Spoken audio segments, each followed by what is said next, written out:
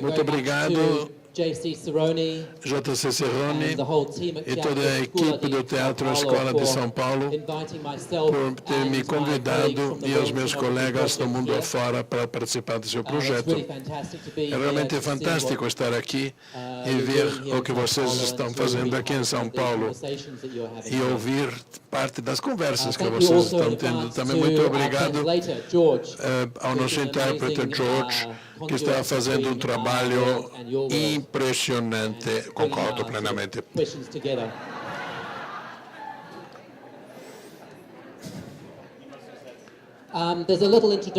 Com uma pequena introdução a meu respeito no programa, que dizem muito mais sobre o trabalho que diz.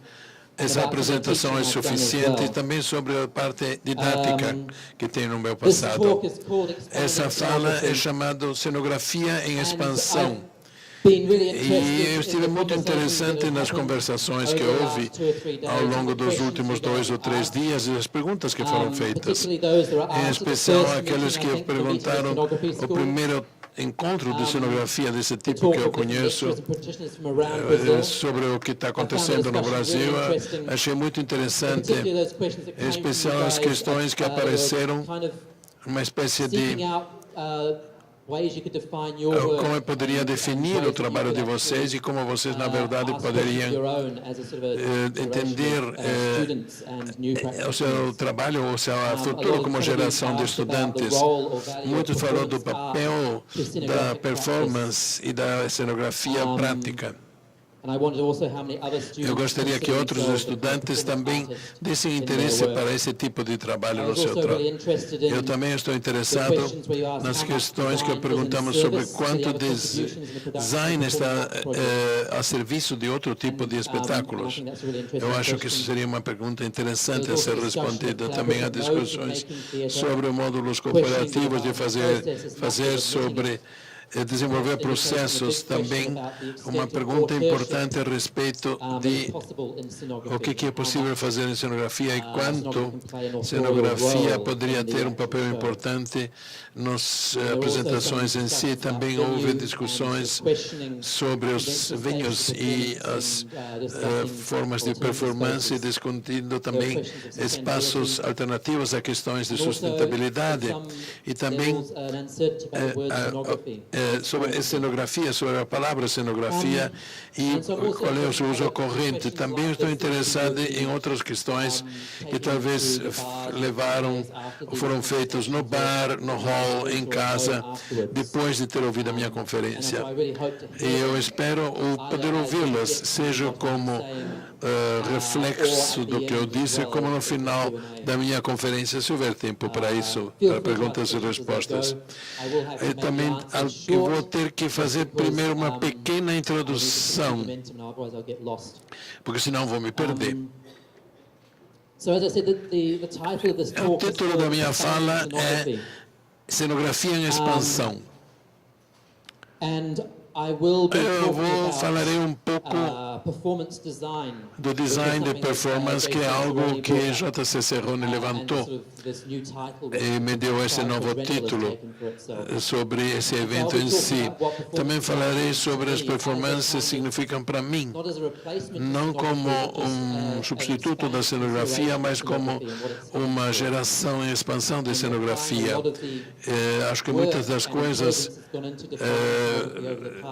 de inteligência foi necessária para definir cenografia nas últimas décadas, para ter uma conversação mais ampla sobre a prática cultural. Então, a cenografia existe dentro desse campo como uma coisa isolada ou que se está ocupando um espaço novo.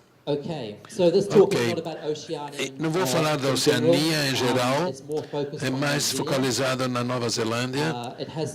Tem alguma relevância com outras ilhas do Pacífico e muita coisa a ver com a Austrália. Mas a Oceania a imensa diversidade de nações, alguns conhecidas, outras menos, algumas muito anglificadas, alguns são mais asiáticas, outras são polinésia. É muito difícil falar Oceania em geral. Eu acho que não vou poder falar sobre todos os países, vou me concentrar na Nova Zelândia. Nós temos a Nova Zelândia tem uma reputação como a evolução da performance nos últimos anos, e eu tive um papel importante num dos primeiros cursos desse tipo no mundo inteiro. Vou falar um pouquinho disso. Por isso, essa é a estrutura da minha exposição. Tem 3 ou 4 partes. Está um pouco pequena a letra, não é verdade? Eu vou falar sobre as tradições oceânicas de performance. A segunda parte, vou falar sobre a estereografia na Nova Zelândia, como isso tudo surgiu. E depois falarei sobre o design de performance e sobre as práticas de ensino, sobretudo práticas de ensino e design de performance. Eu acho que mais tarde eu vou tentar manter o tempo, vai ser um pouco difícil, mas enfim. Se alguém puder dizer para ele que está falando demasiado depressa, seria uma grande ajuda. Vamos falar sobre as tradições oceânicas. A Oceania é uma paisagem feita de ilhas e muito oceano ao redor delas. Repita-me de novo se eu falo demasiado depressa. De fato, ele estava falando demasiado depressa. É uma grande área oceânica e tem uma população muito dispersa. Foi descrevido como um continente líquido. Esse mapa mostra isso claramente, tudo o que é a Oceania. As ilhas do leste e do oeste e a Austrália como grande parte continental. É sobretudo clima tropical, mas temos alguma fase fria durante o ano. Muitos dos materiais para a construção são feitos de madeira. Há pouca pedra e até Sydney praticamente não se usou metal e concreto, sobretudo madeira. É o material de construção principal. Viver nesta área é viver perto do mar ou sobre o mar, o oceano. Eu passei perto de 9 anos da minha infância vivendo num iate, viajando de um lugar para outro. Nasci na Inglaterra e nós navegamos da Espanha, atravessando o Atlântico, o Caribe, através do Pacífico até Nova Zelândia, ou seja, o meu estilo de vida foi definido por estes elementos principais. Viver sobre o mar, você está sujeito a elementos móveis que mudam, vento, mar, nada é fixo. Todo mundo gira dentro do barco e tudo gira em torno do barco. Todo dia você tem condições de vida diferentes. Viajar entre as ilhas é uma coisa muito diferente de viver sobre as ilhas. Você tem que ter, hoje em dia, existem sistemas de navegação muito desenvolvidos, mas isso só ocorreu quando chegaram os europeus. Navegar de um lugar para outro sobre um barco em si, chegar de um lugar a outro, criou toda uma classe, toda uma civilização de navegadores. Este é um mapa navegacional que marca as diferentes correntes oceânicas e os ventos. E os pontos mostram ilhas. Os navegadores usaram isso como guia quando eles navegam de uma ilha para outra. A arquitetura dos barcos são flexíveis. Em vez de usar parafusos e pretos, o barco é feito de madeira amarrada entre si. Amarram as peças, o que faz que o barco também é flexível e não é quebrado quando alguma onda mais forte vier. São bastante resistentes. As casas também têm que resistir a furacões. Então, as estruturas que são usadas são flexíveis. Não há paredes, portanto, o vento pode atravessar tudo. Isso significa que essas construções pareciam barcos postos de ponta cabeça.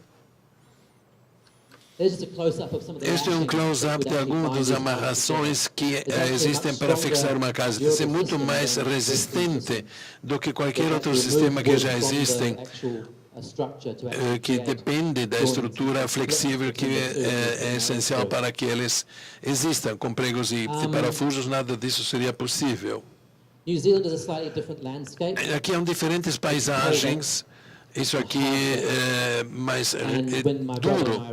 E quando os europeus chegaram aqui, eles tiveram que se adaptar a esse tipo de paisagem. Para os maoris, quando chegaram nesse espaço, tiveram que mudar o seu estilo de vida. Os espaços mais densos, mais perto do piso, e usaram os materiais disponíveis. Tinham uma forte relação com a terra nessa cultura maori. E há um conceito de pertence ao país que faz conexões muito fortes entre as pessoas e a paisagem. Há uma ideia de pertença muito forte. A minha tradição de performance utilizou esse tipo de construções que eram bem altas. Eram estruturas construídas em redor de um tronco de uma árvore antiga que tinha sido seca e cortada para atingir grandes espaços para performance, para festivais. Quando os imigrantes chegaram, eles tiveram uma relação diferente com a terra. Eles colonizaram de uma forma que os maoris não conheciam antigamente. E as estruturas, em geral, eram colocadas acima do piso, de tal forma que os maoris usavam para guardar produtos alimentícios. Então, a paisagem foi começando a mudar. Usou muito a folhagem local. E muita gente conhece isso pela primeira vez quando chega ao mesmo lugar. É uma imagem ótima para a promoção turística do nosso país. Mas é bastante falsa. Não é a Nova Zelândia real. Há uma citação do Mitchell sobre o país, sobre o poder, e ele diz: a Nova Zelândia era o jardim e a pastagem onde os melhores elementos da sociedade poderiam se transformar numa nação ideal. A Nova Zelândia foi colonizada dessa forma. Nós temos essas imagens absurdas da nossa imagem. Aqui temos um kiwi com o seu ovo. O kiwi é um animal noturno, vive na jungle da Nova Zelândia, e esta fotografia é bastante irreal, de um animal bastante tímido, que na verdade não se mostra à luz do dia. É uma contradição à nossa cultura, esse tipo de fotografias. Outras contradições, essas são as casas típicas de Nova Zelândia, são todas colocadas acima do chão, porque existe medo de algumas delas parecem até naves espaciais. Em muitos dos filmes vocês veem que dessas casas começa a navegar no espaço. Há uma certa de incerteza com relação com o país para os neozelandeses da atualidade. E algo muito interessante nas estruturas. Um amigo italiano ficou surpreendido pela nossa arquitetura, sobre como as casas são construídas, do jeito que os italianos construíam os seus cenários. Um ecologista escreveu um livro sobre o nosso país, onde realmente descreveu como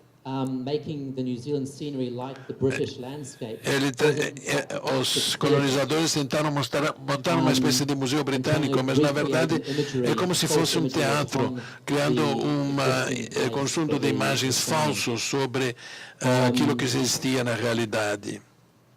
In a way to sort of deal with the dense, frightening tangle that discovered. So there's a quote from that which says... Essa é uma outra citação na qual eu teria gostado que ele falasse mais devagar. Digam de novo para ele falar mais devagar, pelo amor de Deus, porque não está dando para traduzir. Slower, please, slower.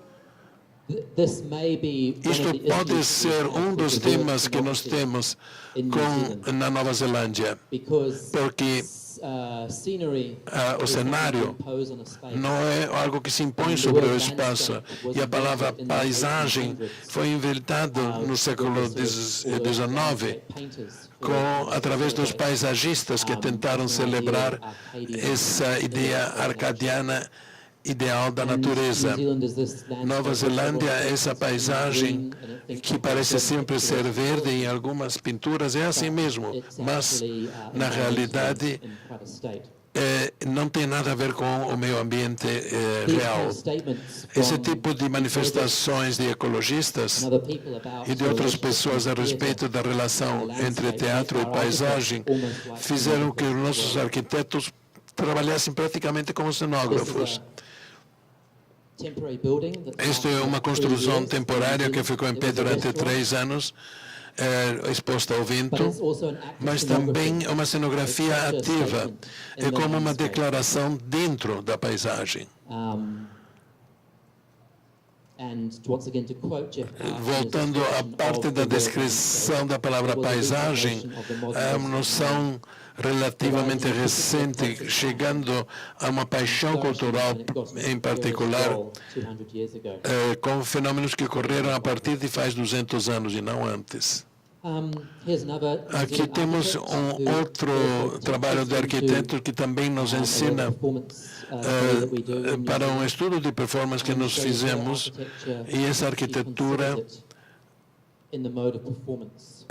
é concebida no formato de uma performance, considerando como as construções mudam com os elementos, por exemplo, através do vento que os atravessa. Ela considera a construção disso uma continuação da paisagem.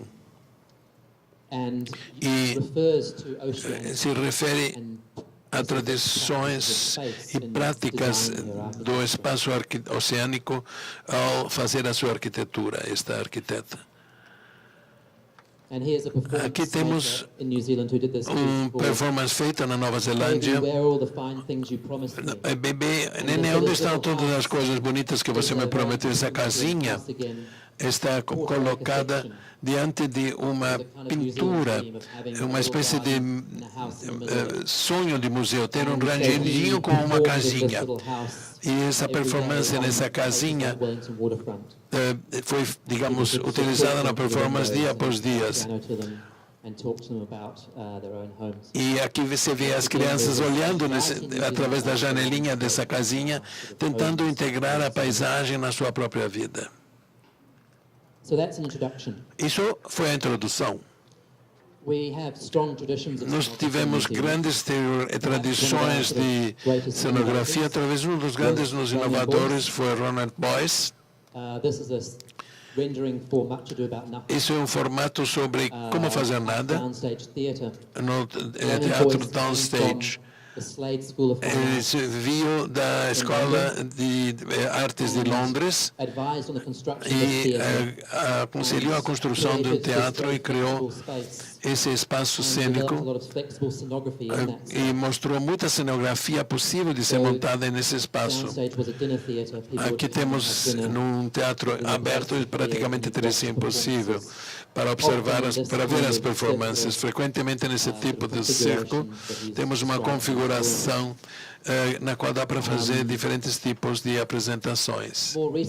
Mais recentemente, o cenário mudou um pouco a posição das poltronas e chegou a esse tipo de arranjo que utilizamos com bastante frequência. Cada produção que está feita agora tem a ver com este círculo de concreto que existe.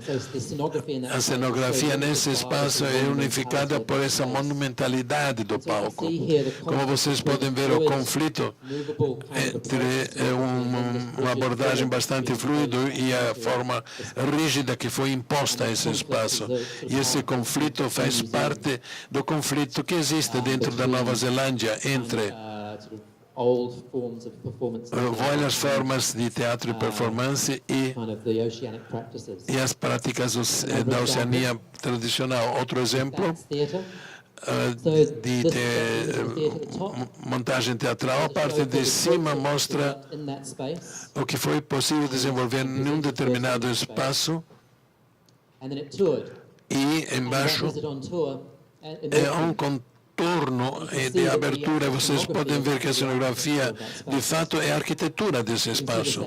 Vocês podem ver as mesmas portas no mesmo lugar, e essas portas são utilizadas em cada uma das peças que são apresentadas. Do ponto de vista do design, praticamente não há grande coisa a fazer, grande coisa a mudar. Outros cenografistas como Hannah tentaram lidar com ver a paisagem de sua própria forma com essa passarela flutuante. Aqui temos uma boa parte da paisagem nos ambos os espaços, ambas as partes do lado da passarela podem ser utilizadas para formatos tipo carnaval ou outro tipo de espaços, de espetáculos que podem ser montados nesse tipo de espaço. Dentro de diferentes horizontes e paisagens, que sempre tem uma característica muito importante nas obras na Nova Zelândia. Essa é uma ópera sobre a vida de um dos nossos mais famosos escritores. E Nova Zelândia sempre teve eventos muito importantes desenvolvidos ao longo desse tipo de trabalho. Isso foi um espetáculo que foi premiado em 1999, onde os designers foram Hannah e Helen Todd, cujos trabalhos individuais tiveram um lugar específico. Portas que se abrem e se fecham, alguma coisa onde você pode ver, especificamente do lado de cima à esquerda, havia projeções por cima dessas portas que se abriam e se fechavam. Outro tipo de dispositivo desse tipo estavam perto de uma instalação, entre o caminho entre a instalação e a projeção de imagens. Portanto, Dieter Hannah foi um arquiteto. Eu acho que é bastante interessante ver como os arquitetos estavam envolvidos na definição do nosso trabalho de cenografia na Nova Zelândia. Eu acho que eles continuam dirigindo as discussões porque realmente eles entendem como lidar com a nossa paisagem. Voltando para a discussão do design para performance e como isso ganhou forma, porque em 2003 a Dieter Hannah recebeu encomenda junto com outras pessoas para desenhar um espaço de Praga, também um espaço de Pequim, como ele disse. Foi uma paisagem no centro do galpão de eventos, onde os performances ocorreram nas suas diferentes fases. E construíram até 6 torres, uma das quais é vista à direita, cada uma lidando com coisas diferentes. Essa era a torre específica da direita. Eu vou falar um pouco. Eu vou falar agora sobre outra coisa. Há algumas mais imagens desse design que eu acabei de mostrar. As imagens mais grandes de uma empresa russa chamada Arte, criando um outro tipo de imagem que serve também para a apresentação de performances. Foi mesmerizada por eles para ativar toda uma teoria de dispositivos mecânicos e químicos no palco que praticamente se transformaram em obras de arte muito peculiares. Cada uma dessas torres servem para diferentes tipos de experimentos. E depois disso, houve um simpósio em Roma que juntou diferentes instituições a respeito das noções diferentes de design de performance. Isso foi debatido tentando saber o que poderia ser feito nesse campo. E em 2006 foi publicado um livro sobre design para performance, onde editado por Idar Hanna e Hasselhoff da Dinamarca. Toda uma série de diferentes artistas se juntaram para discutir esses temas, incluindo cenógrafos, artistas visuais, designers para exposições e atores que trabalham em performances. E, naturalmente, arquitetos também.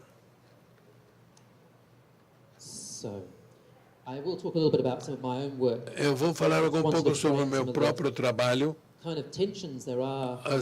sobre as tensões que se criam particularmente para mim, no sentido de definir, quando eu tento definir o que a gente faz.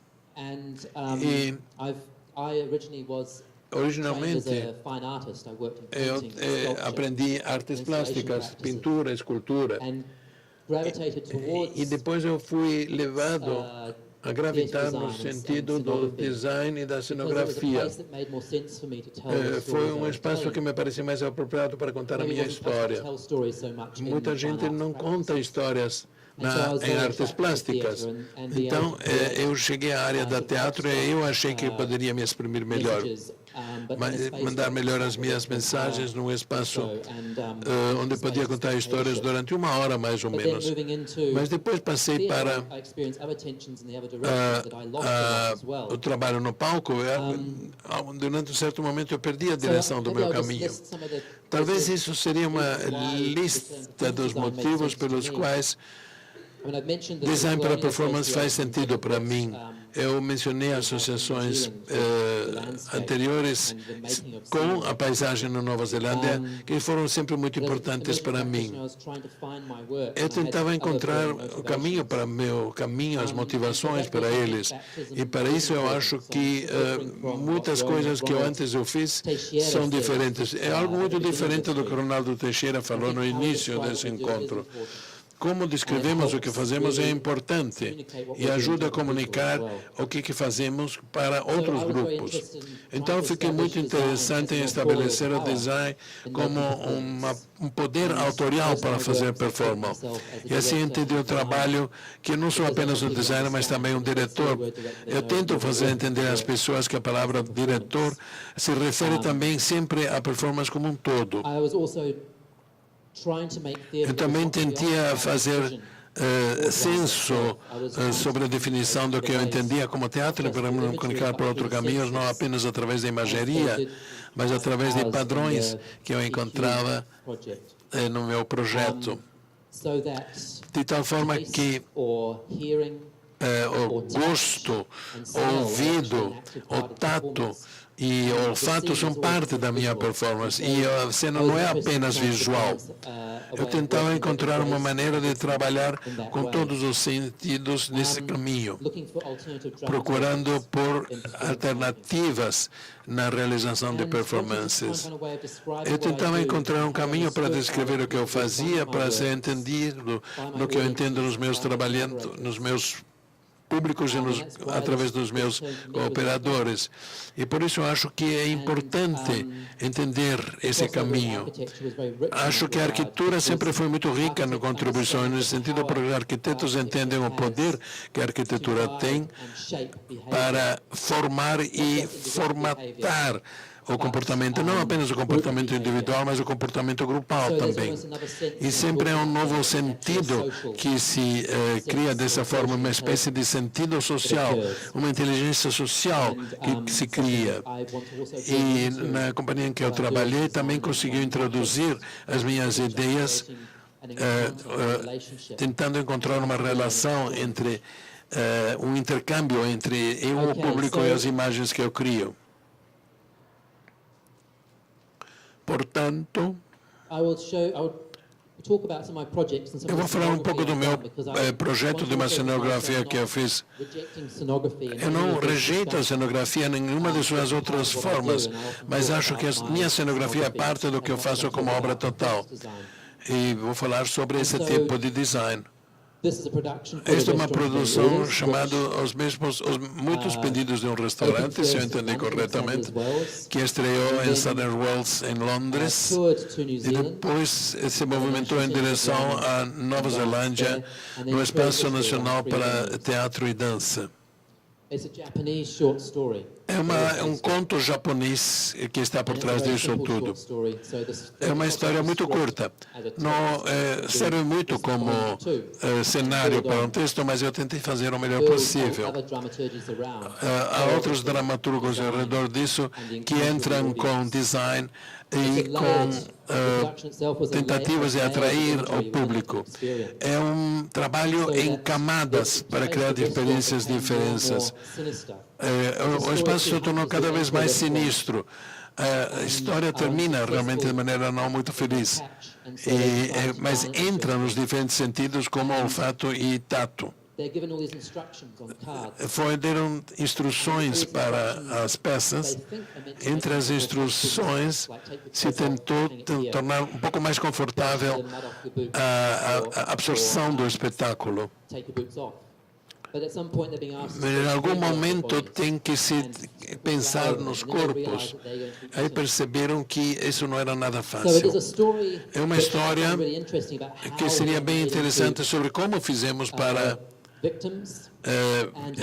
diferenciar vítimas e como isso se refletiu no público, como as coisas se tornam lentamente passíveis, como as histórias estão relacionadas entre si, entre judeus, ciganos e outras pessoas na Alemanha do Norte, que também foram levados a uma câmara onde iriam tomar um chuveiro, mas depois não aconteceu.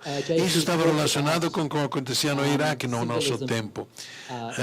Isso era uma espécie de versão simbólica da cenografia, e eu estou muito interessado no que acontece nos limites da imagem, uma espécie de outro mundo que nós tangimos. Eu praticamente coloquei objetos muito cruz, que às vezes têm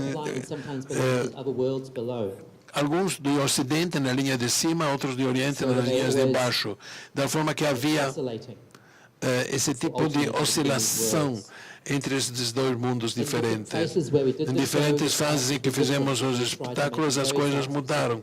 Nós tentamos fazer mudanças muito específicas, não apenas no sentido arquitetural, mas cultural também. Na Nova Zelândia falamos muito na relação entre as duas culturas na nossa terra, a multicultural indígena e a cultura branca dos imigrantes.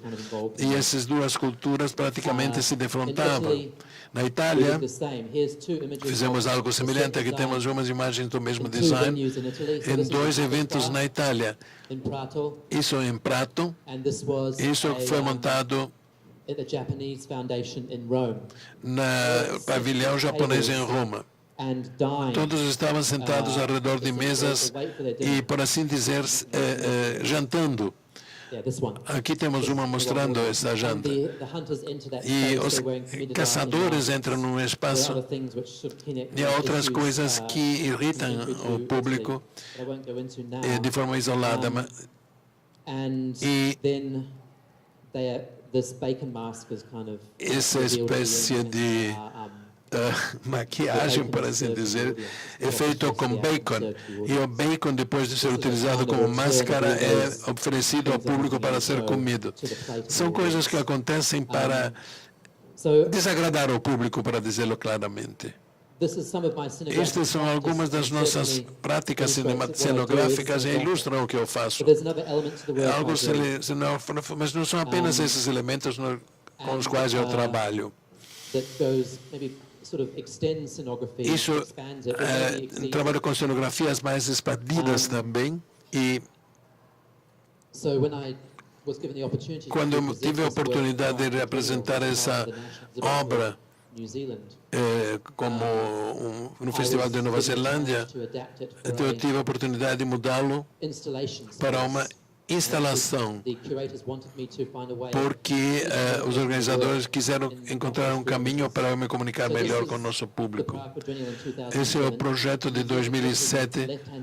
Vocês podem ver do lado esquerdo balões muito peculiares, com ar insuflado. E cada um deles era um recipiente para uma obra diferente.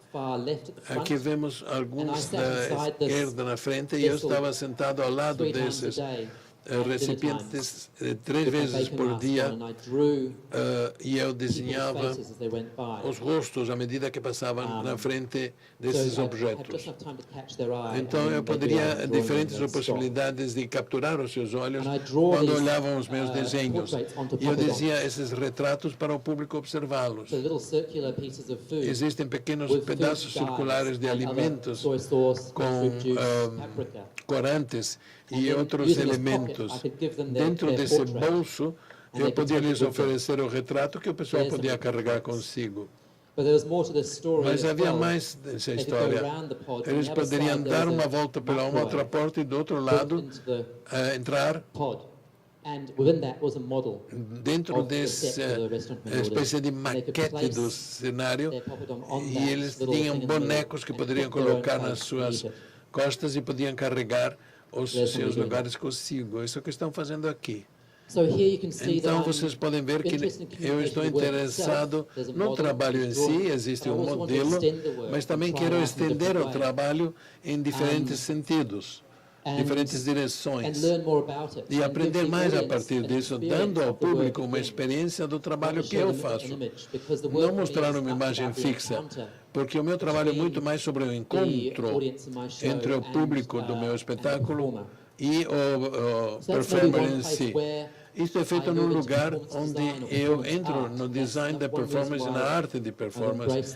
É uma das razões pelas quais eu tenho dificuldade em utilizar esse termo. Uma outra produção foi uma colaboração com outro grupo chamado Sleepway. Não sou estudante da escola, sou professora. Não sou estudante da escola SP de teatro. Eu sou professora de arte e eu queria saber um pouquinho mais de como você pensa essa relação estreita entre as artes plásticas, arte performática, enfim, o currículo que você apresentou, essa contaminação. Como é que você, essa articulação se dava? Por que você, essa articulação se dava numa lógica? Eu vi que tem uma questão temporal, semestral das produções. De que forma essas relações eram estabelecidas? Havia alguma lógica para isso? E mais uma coisa, você já viu o trabalho da Lígia Clark, uma artista brasileira chamada Baba Antropofágica? Ah, legal. Obrigada.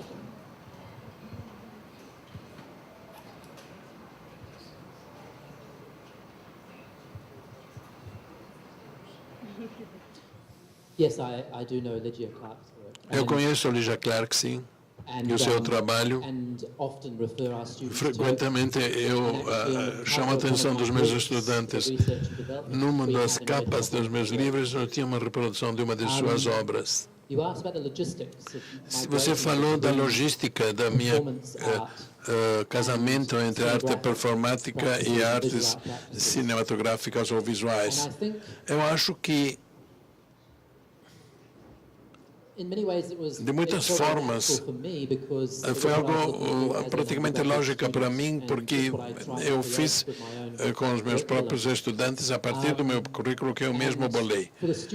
Para os estudantes, eu acho que, às vezes, mexer-se entre uma escola de teatro e uma escola de artes plástica foi difícil, porque havia diferentes pedagogias, diferentes culturas. Mas acho que, na verdade, lhes deu uma versatilidade e uma visão realmente clara. Como que eu vou descrever?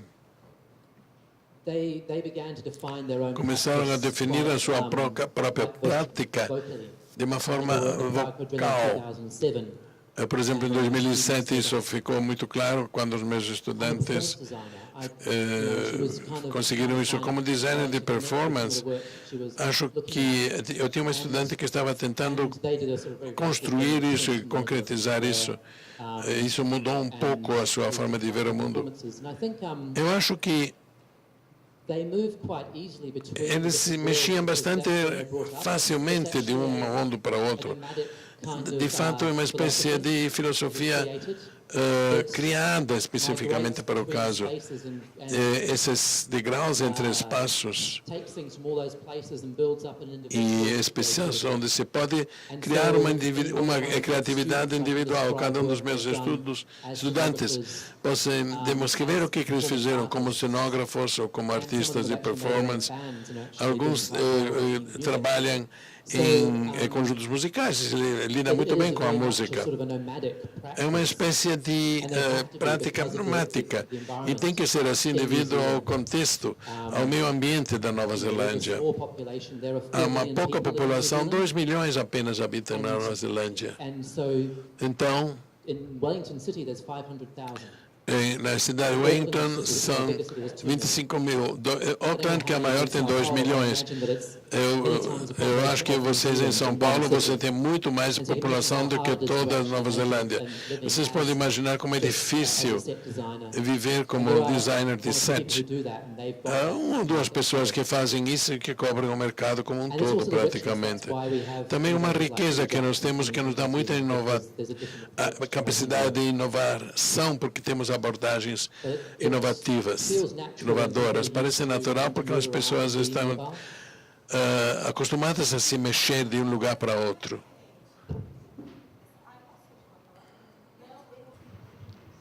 Boa noite. Meu nome é Ésia. Eu queria te perguntar, porque você fala muito da paisagem, né, no teu discurso, assim. A paisagem integra, na verdade, o cenário das performances apresentadas, né, que são propostas. E eu queria entender também uma coisa, o design perform designer, ele atua também, não ficou claro para mim, porque assim, no curso que a gente tem em Belém, tem jogo cênico. Eu sempre discordei dessa disciplina no currículo, porque eles entendem, algumas pessoas, que o cenógrafo tem que entender o processo do ator estando no palco. Então, tem essa disciplina, eu sempre fui contra. E eu vejo que, nas imagens que você mostra, me parece que o aluno, no caso, também fica no espaço como atuante, né? Eu queria entender um pouco, não sei, até vi você, em umas fotos, como performance mesmo, né? Fazendo a performance.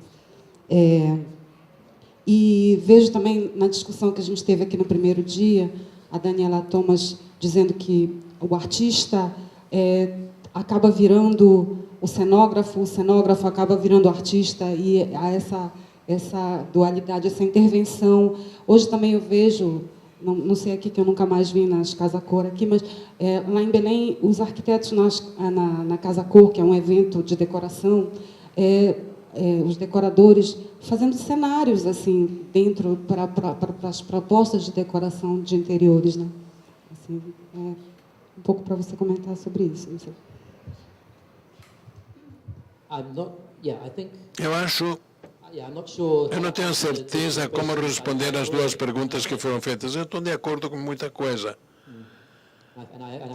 Eu acho que eu concordo no sentido de que isso pode acontecer também em populações muito grandes e que as mesmas coisas podem se dar em países muito diferentes. Eu também acho muito interessante que o cenógrafo pode se transformar num performer. Acho que muitos dos nossos estudantes começaram como cenógrafos e viraram performers. É importante saber o que se faz para dos dois lados da moeda. Se ganha-se duas perspectivas à medida que você trabalha. Isso fortalece as coisas, diria eu. Acho também que Eu gostaria de falar com qualquer um. Nos próximos dias, eu vou ficar alguns dias aqui. Gostaria de ter conversas individuais com vocês, ou de encontrar alguém que interprete os nossos diálogos. Mas eu gostaria de continuar essas conversações. Mas, por enquanto, muito obrigado a todos. Muito obrigado, George. De nada. Tchau. Até amanhã.